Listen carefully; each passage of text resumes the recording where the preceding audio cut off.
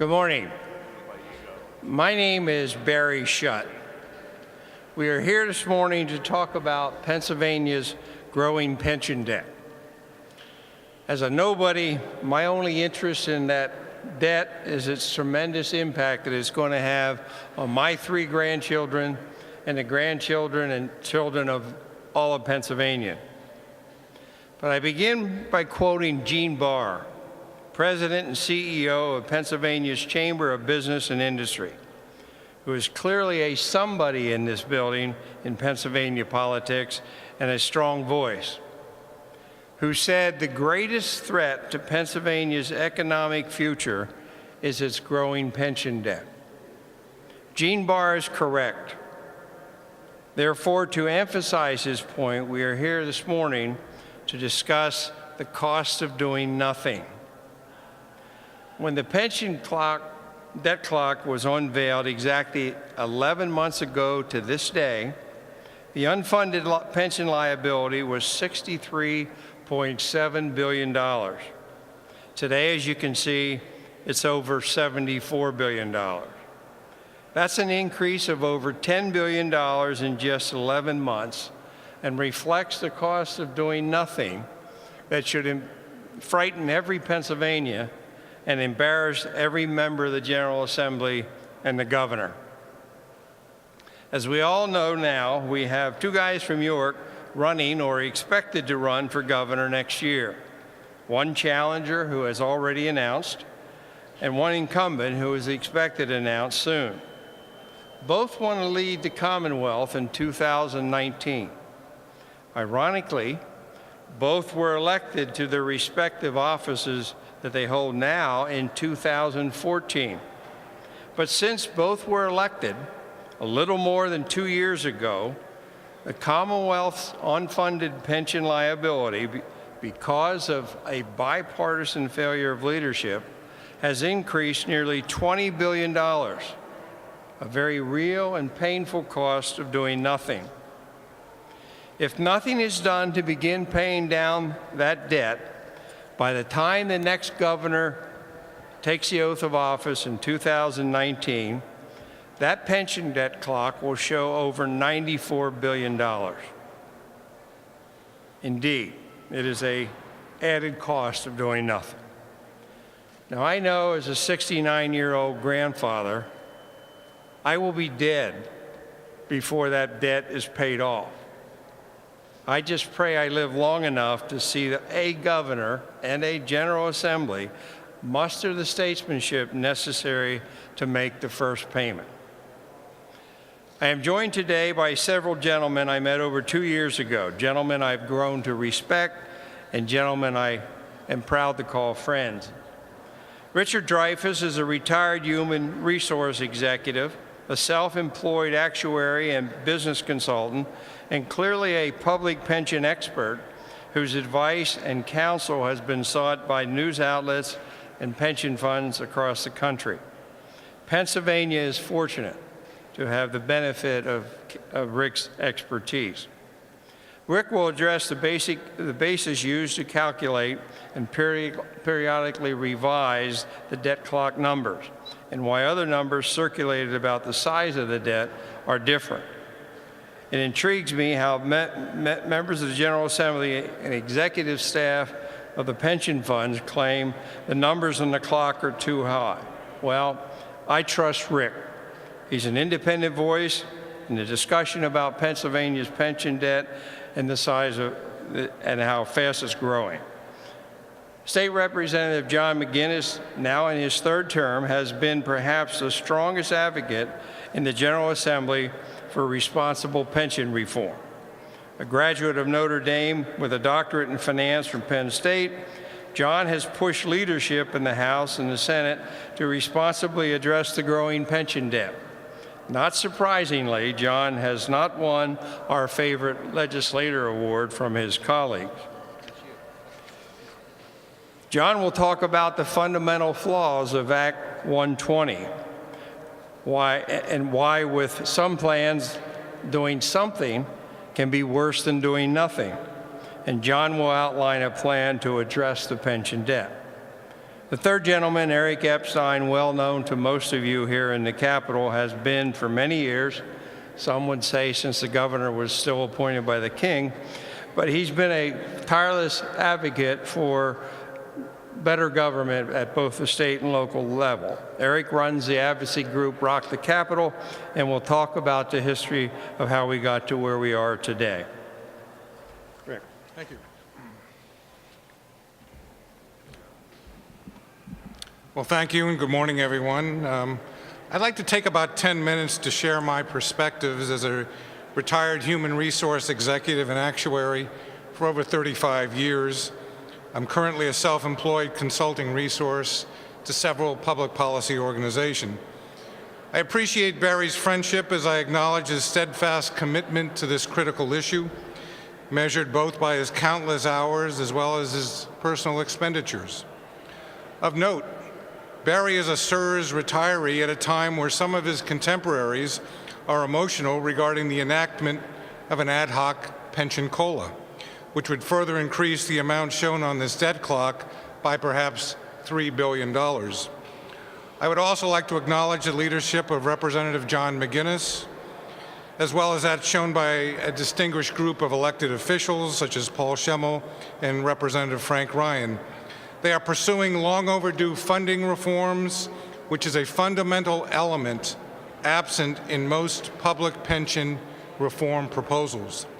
Finally, I would recognize the tireless efforts of my good friend Eric Epstein in his nonpartisan pursuits of long overdue government reform and improved transparency. So exactly what are we witnessing in this pension debt clock? In layman's terms, it is the accumulated shortfall in PSERS and SERS combined. In general, we are dealing with declining and deficient asset levels, understated liabilities, coupled with poor pension funding practices. Sadly, this is a national problem forcing many actuaries to analyze the likelihood of future plan insolvencies. In fact, Barry could have easily added another debt clock for Pennsylvania's municipal pension plans, probably exceeding $8 billion, plus another $19 billion dealing simply with retiree medical obligations for state employees. Clearly, such trends are unsustainable. In theory, pension funding should be straightforward. That is, pension systems should be accumulating assets such that benefits are funded as they are earned. This suggests that deficits, otherwise known in technical terms as an unfunded liability, should be eliminated by the time any group retires. With the age of the current PSERS workforce averaging about 46, eliminating any deficits over a 15 to 20-year horizon should be the state requirement. This equates to roughly the remaining average career of the workforce. By my estimates, to accomplish this basic goal will require sustained, combined, incremental contributions as much as $1.7 billion over and above that currently scheduled. Doing nothing simply transfers these costs with interest to the next generation. This debt management issue is mired in the politics of state and local budgets. Citing a familiar phrase, there is a low political rate of return in properly funding a public pension system. So how are we doing? This question is analyzed annually. In PSERS alone, as of June 30, 2016, members have earned approximately $100 billion in liabilities versus a market value of assets supporting those liabilities of about $50 billion. This difference of $50 billion is termed an unfunded liability.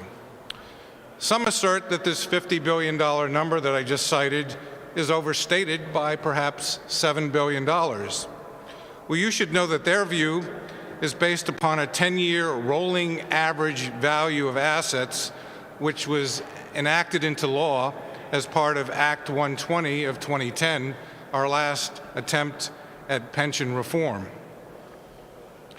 To supporters of such a methodology, I would quote from the actuarial note which accompanied that same legislation, and I will quote, "It is the opinion of the consulting actuary that 10 years is too long a time over which to recognize investment gains and losses, as this has the potential to produce asset values that greatly deviate from the market value of assets. Moreover, and as a secondary source, the Government Accounting Standards Boards and Moody's, hardly a partisan organization, use the market value of assets as their standards. Simply stated, PSER's assets are roughly half of what they should be, and of note, these plans often experience negative cash flow. That is, more dollars going out than coming in. So it is particularly hard and very challenging to grow an asset base faced with such difficult fiscal challenges. And this growing debt has disturbing parallels to a legalized Ponzi scheme. This debt is a result of several factors, including chronic underfunding, subpar investment results, retroactive benefit improvements, and finally, periodic reductions in the expected long-term rate of return on pension assets. In fact, many view the current investment expectations, that is the 7 and 7.5%, 7.5%, if you will, as not very sustainable and unlikely to be achieved, less than 50% in the long term. So to summarize, I would make 8 observations. Number one, some continue to incorrectly believe that the unfunded liability is simply based on an assumption of all plan members retiring today. This is not correct.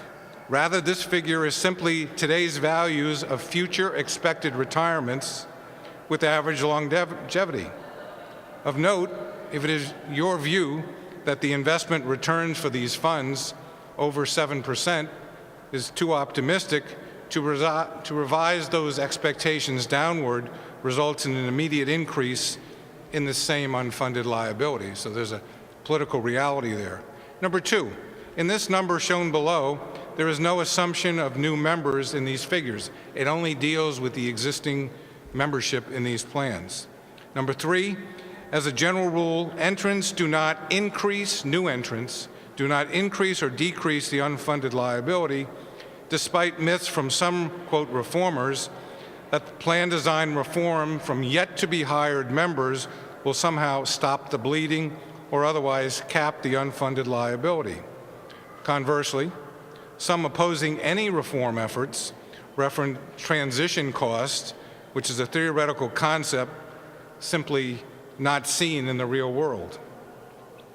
Too often, policymakers use the amorphous phrase pension reform, prefaced by citing the most recent unfunded liability, even though their proposals do nothing to address this same deficit. Most reform proposals retain some remnants of the all-political and hence all-problematic defined benefit plan.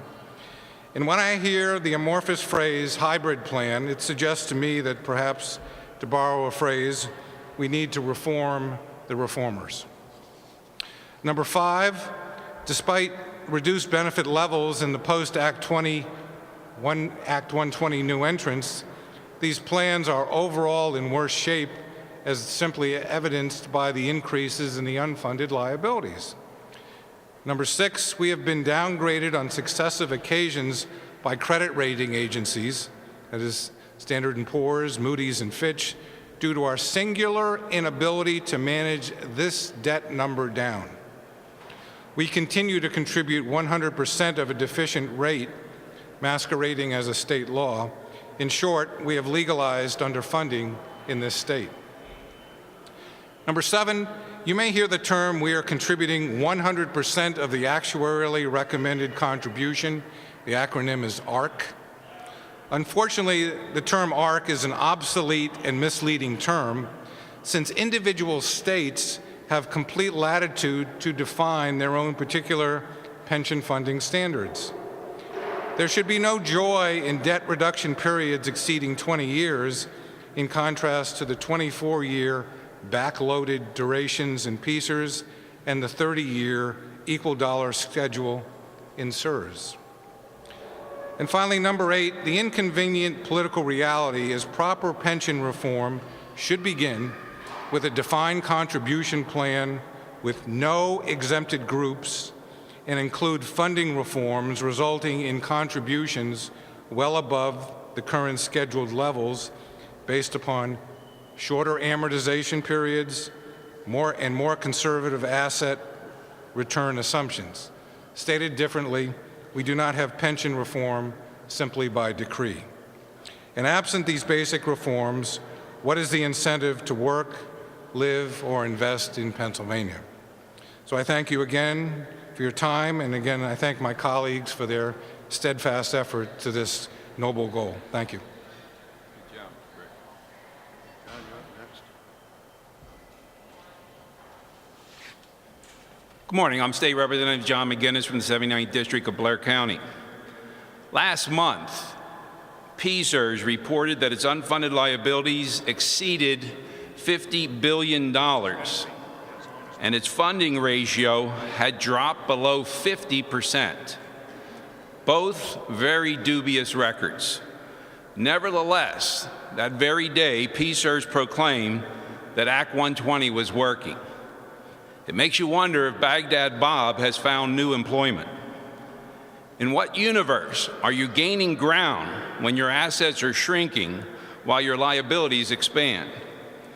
When Act 120 went into effect for PSERS in fiscal year 2011, the PSERS unfunded liability was $34 billion. 5 years later, it has increased by almost 50%. Take this to the bank, please. Act 120 is not working, and it has never worked, unless its purpose was to make the debt problem worse. There are 2 criteria that must be adopted to effectively address the pension debt. First, the amortization schedule, that is, the payoff period for the debt, cannot be longer than the average time until retirement for employees. Although that number is less than 20 years and might help Barry live to see the problem solved, under Act 120, SERS adopted a 30-year plan, and PSERS, as Rick Dreyfus pointed out, a 24-year plan that was backloaded. Both of these were wildly at odds with, and are wildly at odds with, economic reality. The second criterion is that the payment in the first year of any proper amortization plan has to be sufficient to actually reduce the debt. And let me go off script for just one mention of facts. We heard again at PSERS in December that we're finally making the full contribution now. But here's the math. $50 billion of debt at 7.25% interest is $3,625 million. That is equal to 28% of payroll. In the current fiscal year, PSERS is paying 30% of payroll. And in addition to the 28% of interest cost, there's 8% of new benefits. So before you even begin to pay down the debt, you'd need to put in 36%, and only 30% is being put in.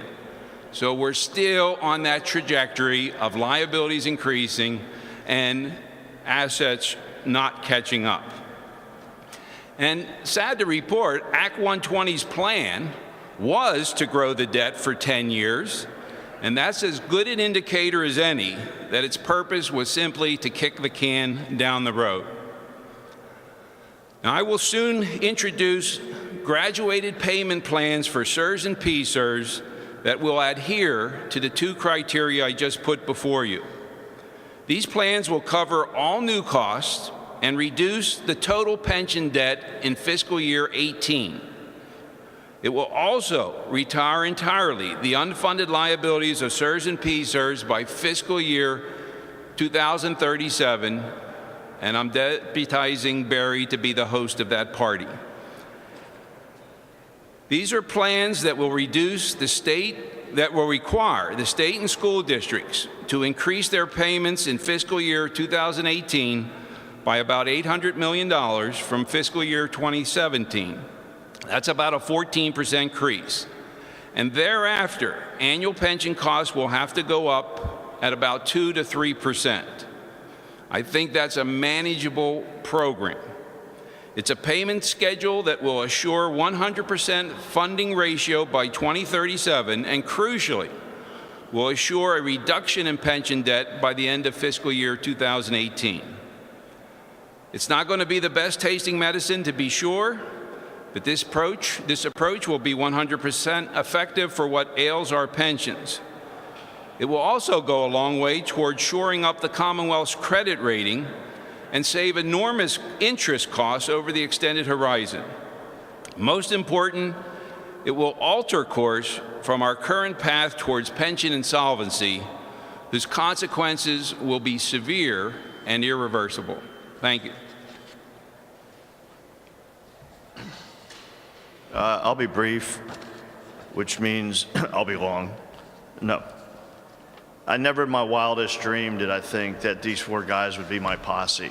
I've testified and essentially attended press conferences since the early 80s, and I'm just privileged to work with these four folks, and also Frank Ryan, if he's out there, towards legitimate pension reform. I just want to point out three things before my comments begin. Yes, I am the worst dressed person here. That has been consistent since the 80s. Whenever you go to lunch, and these guys will tell you, I always forget my wallet. And I also want to dispel a myth. Everybody has asked me since we founded Rock to Capital, why is capital with an A? It's capital with an A because that's what it's about. It's about the money.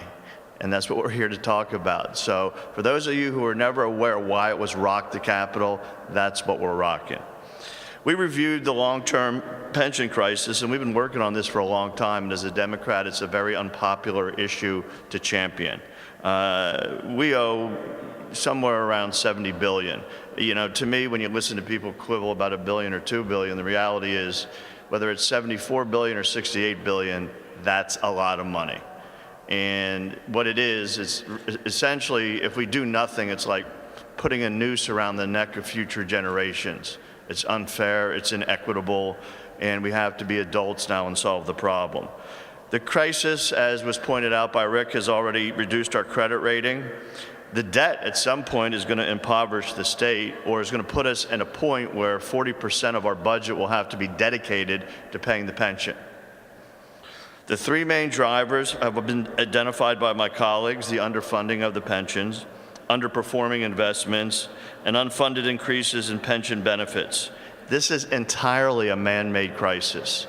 And if you want to look at the voting records, and we have the voting records, when the legislation was passed in 2001, I think the vote in the Senate was 41-8. In the House, it was almost unanimous. And even the people that opposed the legislation took the money. But politicians used the surplus. They took a holiday, like anybody would or should not do with their credit card car payments. And we've been doing it for almost 15, 16 years consistently. This has dramatically increased our pension liability. Presumably, somebody thought that there would never be an economic downturn again, because there was a point when we had a surplus. So whoever those people were, whoever that person was, it's kind of like the Warren Harding doctrine, that things will just get better over time, like Act 120, things will just heal itself. That's not the case. As I said before, taking a payment holiday penalizes people who even haven't yet been born or who have yet to benefit at all from working for the government. The Commonwealth stopped paying its required share into the pension debt, and the financial gap worsened. We all know that. And as we try to get our hands around what's happening, what Rock the Capitol did today, which is a little different than the other speakers, and this is on our website, is we prepared a summary or a voter's guide of all the pension legislation that has occurred since 2001. Now, that'll be on our website because I think a lot of times people get lost by the numbers or the acronyms or the references. And we're hoping that'll give people some idea of what we're talking about when we talk about the different acts. You'll hear us refer to Act 9, Act 40, Act 120, the Tobash bill, House Bill 900, or the answer, Representative McGinnis's legislation. But at least you'll have a paragraph and some understanding of what we're referring to. We also requested over 250 right-to-know requests this year, which are posted on our website and inside your packet. So to be fair to the people in the legislature, you, the public, and you, the media, will be able to look at the class of 2005 and 2006 and see what their pensions will be. And you'll also be able to look, we requested those who are not taking the pension. Now, those numbers have changed since there was a COLA December 1st and since we've had newly elected legislators. But there's really not a lot more I can add to what the experts have added and to what Barry has outlined. So let me simply conclude by saying, as we release a pension guide, we hope that legislators, media, taxpayers understand the different proposals enacted and proposed. We believe doing nothing is not a solution, but as some of the speakers have said, sometimes doing something has made it worse. We need to do the right thing. We need to fix the problem. We need to decide how much we're going to give up to solve the problem. It's going to have to be shared sacrifice. So the price of doing nothing is not an option. Gimmicks won't work, and we all have to decide what we are willing to sacrifice to address the economic boondoggle. And my last comment is this. At some point, the two guys from York that want to be governor have to get serious and recognize we have a pension crisis, or you got to wonder what the hell you're doing. This is the issue. This is the main issue. Unless we deal with the pension crisis, all we're doing is nibbling around the corners and basically arguing what kind of garnish to put on the lobster. Thank you.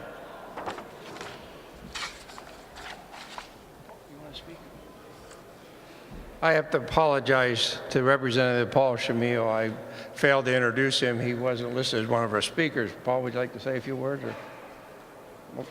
Please. Part of our group. Aside from being a representative, as a father with 6 children ages 6 to 20, I have a vested interest that the solution be found to this problem. This is a debt that they did not help to bring upon the Commonwealth, and it's one that we would unfairly saddle them with if we don't address it. So we need to take action quickly. The ground is moving beneath us, and I look forward to working with Representative McGinnis and others within the legislature to help move relevant legislation forward. Thank you. Thank you. Everett Dirksen once said a few $1 billion here and a few $1 billion there. Pretty soon you're talking about real money. If I accept what some say, the debt's only about $60 billion rather than 74, or if I agree that it's growing only at around $5 billion a year instead of 10, I have to ask the question, and I have asked it several times, what difference does it make to the next generation if you're not paying it down? It's simply growing. It's real money. And at $10 billion a year for 11 months, that's real money, and I think the clock will track that as long as we can. But I hope that something will get done to start paying that debt down so the next generations aren't carried with that burden. Thank you. Any questions?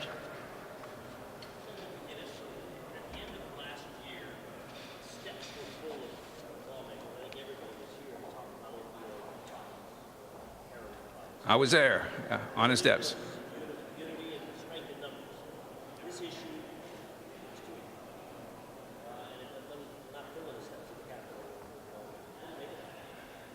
I do think it's simply the case of how political animals behave. This is a crisis whose consequences will not manifest for 12 to 15 years. And, you know, you talk about the next election cycle and the one after that, pretty soon you lose people's attention around here. But the fact is, we have very little time to solve this crisis. And if I could just point out, you know, there's an ongoing cost, and two of the big issues that I've been confronted with this week were the layoff of 600 employees from unemployment compensation programs around the state, and then the downsizing of correction facilities with several hundred more people going to lose their jobs. Well, just the interest on the pension debt this year, just the interest is $5 billion. That's equivalent to 50,000 employees, full salary and benefits. I mean, you know, if it's such a big issue to worry about 600 jobs or 200 jobs, why aren't we worrying about 50,000 jobs, which is what this interest cost represents? And the consequence 15 years from now, which I call D-Day, as in depletion day, when the assets of our pension systems are fully dissolved, you have a situation where the benefits promised to retirees are going to be paid, but they're going to come out of the general fund entirely. If that were the case this year, that's $11 billion out of $30 billion roughly in the general fund. So you're in the neighborhood of 35% of your general fund is going to be used just to pay retirees when D-Day arrives. That's an enormous cost to our Commonwealth. And again, that's one of the things that puts a drag on our economy, keeps, as Rick pointed out, jobs from coming here, capital from coming here, and people from living here.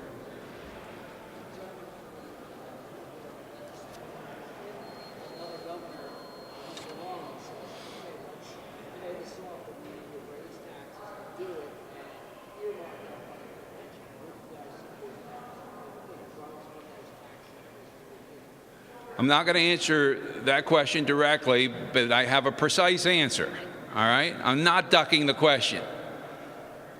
You got to keep in mind a couple of things. These are not new expenses. This debt is unpaid expenses from the past. Before anybody starts talking about general appropriations for new expenses, for new employees, for a new fiscal year, we need to have in place a plan to address the unpaid expenses from the past. So I think the priority to the pension payments, the contributions, should come directly out of the general fund first. And then if you need more money, you know, Rick estimated that's going to be in the $7 billion. I think that's $6.8, $6.9 billion, although a share of that's the school district. But then you have $24, $25 billion more to spend on other things that are necessary for the government to do. And if you have to go beyond that, then you're talking about raising taxes. But I'm not in favor of that route, me personally, because the taxpayers have been swindled. Taxpayers have been paying in all along, and instead of the contributions going where they should have, they've been diverted elsewhere. You could call that embezzlement on some level. And why should the victims pay for the cost of the embezzlement?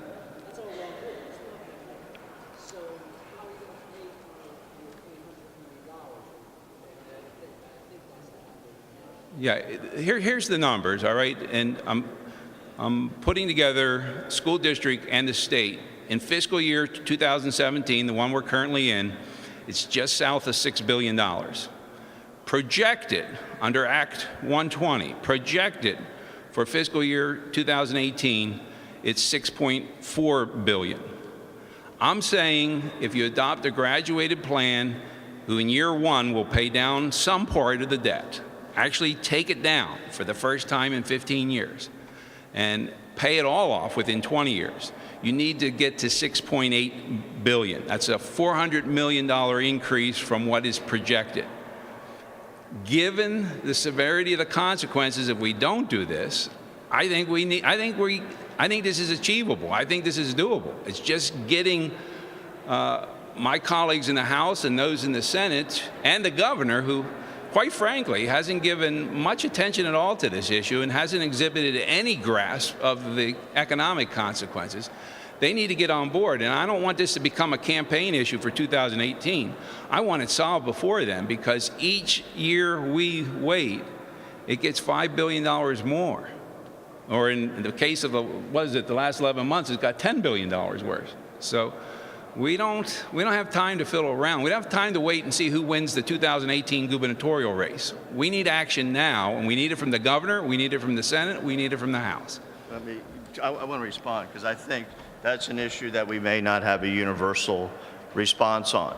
Rock the Capital this summer will publish it found between 1.7 and 1.9 billion in cuts. Frankly, Rock the Capital doesn't think we need to subsidize superconductor research or zoos. And in the coming weeks, we'll publish those cuts. I also think that everything's on the table. I'm hearing that the Senate Republican chamber is talking about increasing sales taxes and the PIT. So in my mind, if everything's on the table, so is the PIT, and so is perhaps taxing pensions of seniors, if we need to find the revenue. Now, I will tell you, I don't have a chorus behind me supporting it, but if we're going to find a solution, in my mind, everything is on the table, and it may be a combination of cuts and increased revenue.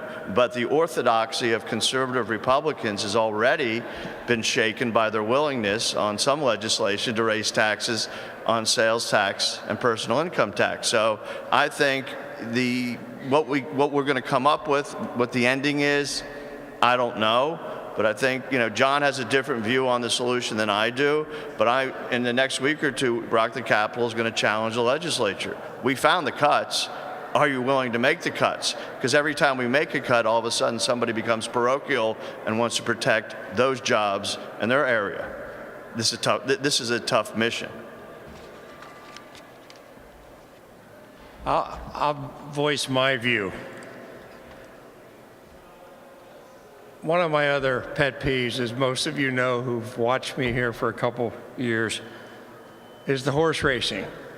We give $250 million every year of taxpayer money to prop up a horse industry that no longer has enough people buying its product. 200 million of that 250 goes to purses. 60 to 70% of those purses are won by people who don't even live in Pennsylvania. We are paying health care and retirement benefits, probably in the state pension fund, I'm sure they are, to horsemen. And horsemen is defined down to trainers. There's probably about 300 trainers who are in that fund and getting those benefits who don't even live in Pennsylvania. Now, it is not a conservative principle, it is not a free market principle to be propping up an industry, private industry. It's not in the card. Why do we do that? We are not making wooden wagon wheels anymore. Why? Because people aren't buying them. And people aren't buying enough of what the horse racing industry sells, so we have to subsidize it with $250 million of taxpayer money every year. Add that up. That's been over $2 billion since the gaming was put in place. It's bad public policy. I'm a senior. When I go to the grocery store and buy groceries, they don't ask me if I'm paying with retirement income or with an earned income. They charge me the same. So if you're going to tax, why should I not pay tax on my retirement benefits once I receive my contribution like everyone else? Why should I not pay tax on that, and my neighbor who's paying taxes to support my pension have to pay tax on his wages? It just doesn't make sense. So there's a myriad of areas where we can work and come up with enough money to start paying this debt down. Thank you. Any other question? Yes. One of the things that the last iteration of pension reform last session really seemed to deal with was not so much attacking debt, but their big goal was to transfer the risk, the future risk, from taxpayers and governments to the employees who were in the plans. That was part of the move from defined benefit to defined contribution. Do you guys take a position on that? Is that a good start? Or is that Let me say something, and then I'll let the experts talk. The first bill, Senate Bill 1, was going to save $10 billion over 30 years. Well, this just went up $10 billion in 11 months. So what are you going to save over 30 years? As I recall, Senate Bill 1071 was going to save $2.6 billion over 30 years. This went up $10 billion in 11 months. Get real. We have carve-outs, and my understanding of the numbers, since I've got these experts as friends, is that if you put anybody in the keep anybody of the new hire in a defined benefit plan, which is already committed to either 7.25 or 7.5 return, which it's not getting, as soon as you put them into that plan, you're adding to the debt. Now, if we're going to have a 401k plan, which I think is absolutely necessary, the time for defined benefits plan in Pennsylvania has passed. But if we're going to have a 401k plan, let's make it fair, let's make it reasonable, and let's make it for everybody.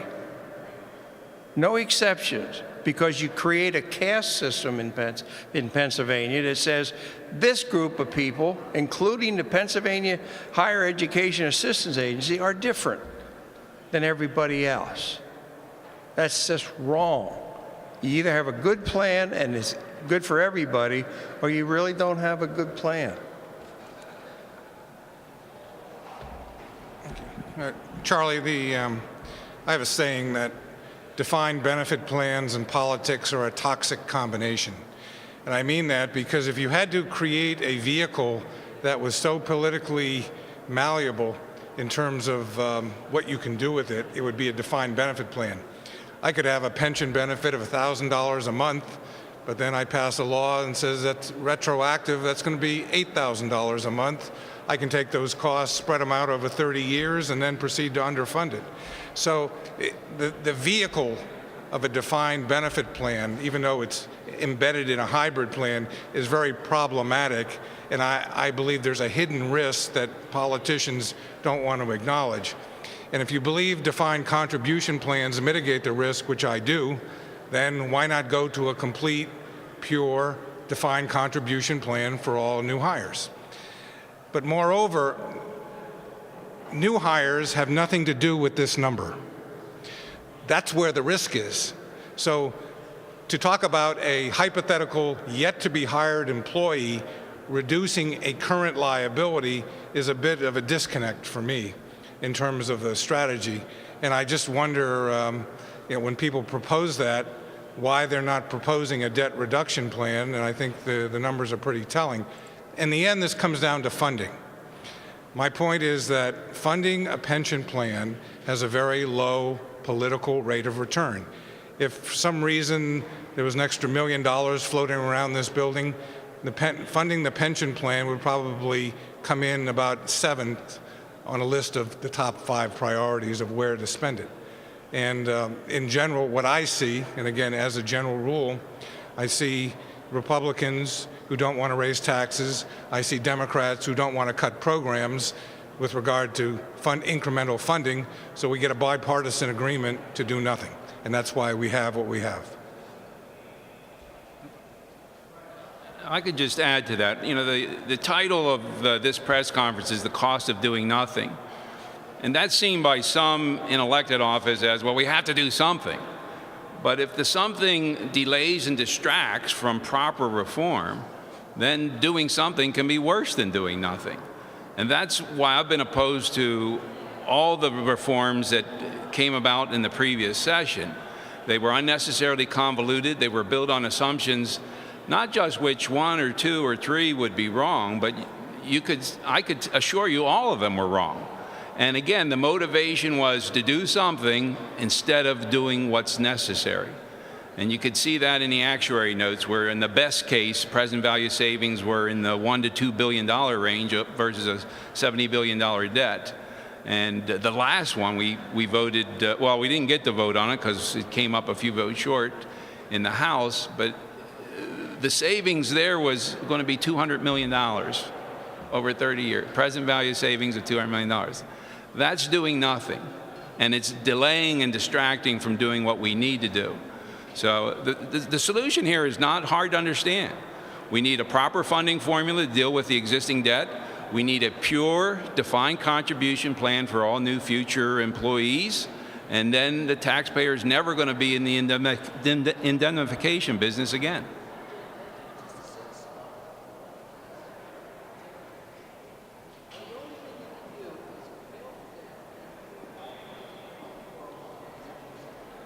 That seems to be the limit that the Constitution allows us, yes.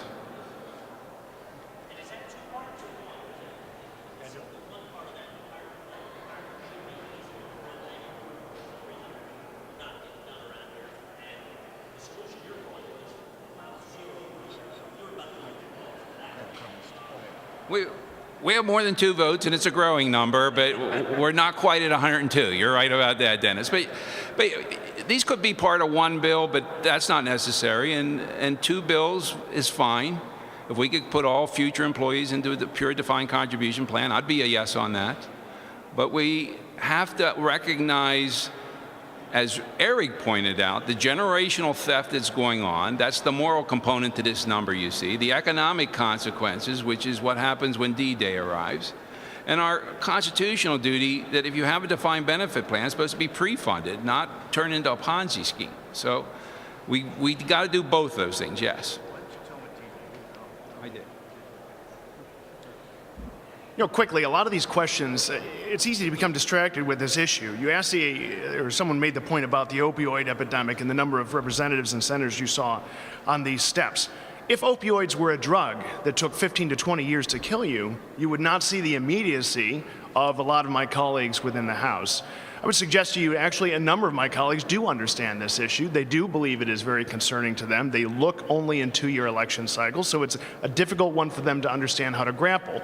You asked the question, would we as legislators be willing to accept tax increases? I would welcome the opportunity to have the debate of how we're going to pay for this. We have to first make the commitment that we're going to pay for this. In the opioid epidemic, we've made the commitment as a House and Senate and the executive branch that we are going to deal with that, even if it requires taking difficult steps, difficult measures.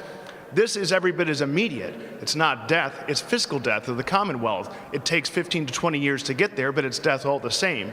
If we had the same level of commitment, which we need, then we would be willing to have the debate as to how we do fund it, like we do any other allocation. It's a matter of making choices, and once again, I think that we as a legislative body would be able to make those choices. But we have to first be committed to paying off the debt.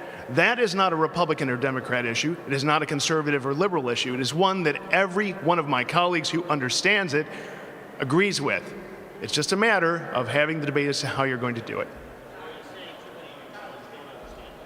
There are a number of, it's an issue that is at once simple and complicated.